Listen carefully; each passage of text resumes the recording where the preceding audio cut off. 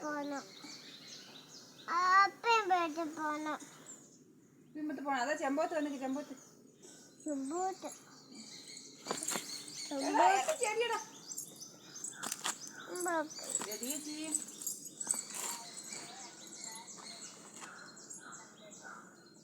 ഞാൻ അടച്ചിട്ട്